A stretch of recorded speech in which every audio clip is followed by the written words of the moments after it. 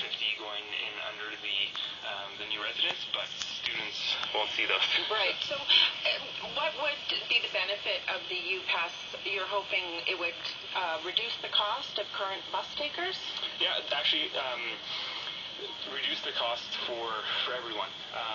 It's interesting hearing some of those students talking, saying, I drive a car, so this won't affect me. And that's the exact message we're trying to get away from. We're saying, keep your car. Don't sell your car. Don't stop using your car because of the UPass, because there's several things that we worked into the plans for the UPass that will benefit drivers as well. Like what? One is we're negotiating parking rides throughout the city so that students that live in areas that we call transit deserts, areas that transit is poor and it would take them, let's say, an hour to get to the university, which is the reason for which they have a car. Right. So they would keep their car, drive to the parking ride, park there for free as part of their UPass, then not have to pay for a parking permit at the university, saving $320 per year off the top right there. Yep. And then be able to catch a bus to the university. Additionally, for students driving, the more students that get on the bus, the more parking spots there's going to be. We've been working on this initiative for about a year and a half, and we've talked to a lot of students, and one of the main things we hear is students frustrated with the lack of parking spots.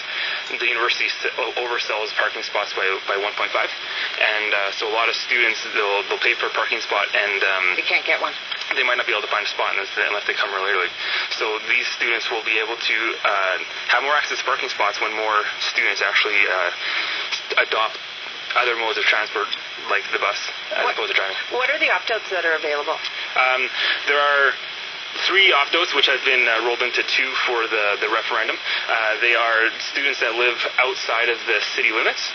Right, so if the bus is not an option. Yeah, exactly. And students that live within 1 kilometer radius of campus, including those students. So the third option opts out students living on campus. Okay. So the students living within 1 kilometer radius, that's an opt-out that a lot of UPasses around the country, and I should mention that this isn't a new idea.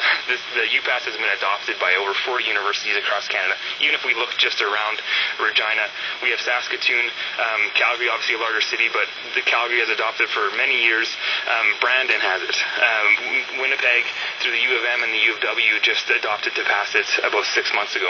So this isn't a new idea. In fact, we're one of the last capital cities in Canada to have it. What do you need from the city to make this a palatable idea? Because they're going to negotiate with you if this passes? Yeah, exactly. So the city was more involved in the process in 2009, and they added some routes, and then when the students didn't pass it, they, I think, felt a little burned on it, so they wanted to throw the ball completely in our court first, so they'll negotiate with us after it passes. And is the $70 to $90, is that a good deal? Will that be a good deal? Yeah, that's 70 to 90 per semester.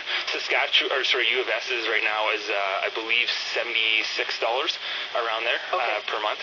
The graduate students so that's the undergrads. The graduate students at the U of S, they just voted to implement it last year because they're separate at the U of S. Yep. They're together here at the U of R, but they pay I believe just over $100 per semester. Okay, so their vote is next week. If it passes, what would come next?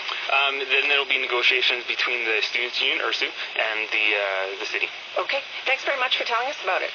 Thanks a lot. That's David Vanderberg, Director of Regina Green Ride Transit Network and the lead of the UPass campaign. The U of R Students' Union will be holding a town hall meeting on the UPass today. It's at 2 o'clock at the university, and voting for the pass runs from March 16th, which is next Monday, through to the 19th. We'll keep track of it and let you know how it goes here on the Morning Edition.